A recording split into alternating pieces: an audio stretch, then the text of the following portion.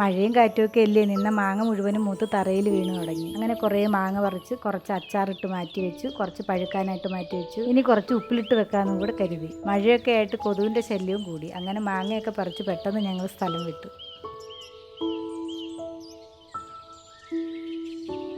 ഇനി നമുക്ക് ഈ മാങ്ങ മുഴുവൻ വൃത്തിക്ക് കഴുകി വെള്ളം തോർന്നു പോകാൻ വെക്കാം. ഇത് പച്ചയ്ക്ക് നല്ല പുളിപ്പാണ്, പക്ഷേ പഴുത്ത് കഴിഞ്ഞാൽ നല്ല ടേസ്റ്റുമാണ്. അങ്ങനെ മാങ്ങയെല്ലാം കഴുകി മാറ്റി ഒരു ദിവസം മുഴുവൻ തോരാൻ വെച്ചിട്ട് അടുത്ത ദിവസമാണ് ബാക്കിയെല്ലാം ചെയ്തത്.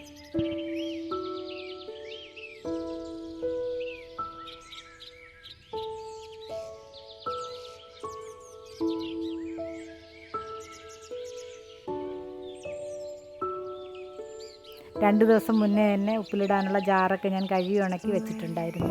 മഴ ഇപ്പോൾ പെയ്യുമെന്നും പറഞ്ഞ് നിൽക്കുക. അതിന് മുമ്പ് കാര്യങ്ങളൊക്കെ റെഡിയാക്കി നമുക്ക് അകത്ത് കയറണം. ഇനി എല്ലാം സിമ്പിൾ പരിപാടിയാണ്. മാങ്ങയെല്ലാം മൂടി ചെത്തി 4 സൈഡും ഒന്ന് കീറി ജാറിലേക്ക് ഇടാം. കുറച്ച് മാങ്ങ എങ്ങനെ ഇട്ടിട്ട് കല്ലുപ്പും വെതറി പച്ചമുളകും ഇട്ടിട്ട് വീണ്ടും അതേപോലെ റിപ്പീറ്റ് ചെയ്യാം. ഇതാ മഴ ചെറുതായിട്ട് പൊടിച്ചു തുടങ്ങിയിട്ടുണ്ട്. നമുക്കൊരു പഴുത്ത മാങ്ങയൊക്കെ തിന്ന് വീണ്ടും പരിപാടി തുടങ്ങാം.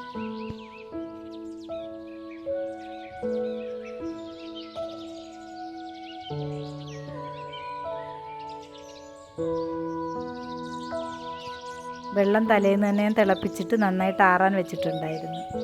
അങ്ങനെ ഒരു ജാറ് ഞാൻ സെറ്റ് ചെയ്തു. ഇനി ആവശ്യത്തിന് വെള്ളം ഒഴിച്ചു കൊടുത്ത് അതിലേക്ക് വിനാഗിരി ഒഴിച്ചു കൊടുക്കാം.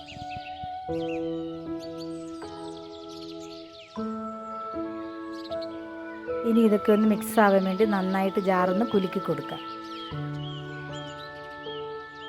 അങ്ങനെ 2 ജാറ് സെറ്റ് ചെയ്ത് ആവശ്യത്തിനെല്ലാം ചേർത്ത് എടുത്തിട്ടുണ്ട്. ഇപ്പം തന്നെ കണ്ടിട്ട് എനിക്ക് കൊതിയാവുന്നു. അപ്പോൾ ഇനി 1 മാസം കഴിഞ്ഞിട്ട് തുറക്കുന്ന വീഡിയോ പിന്നീട് കാണിക്കാം.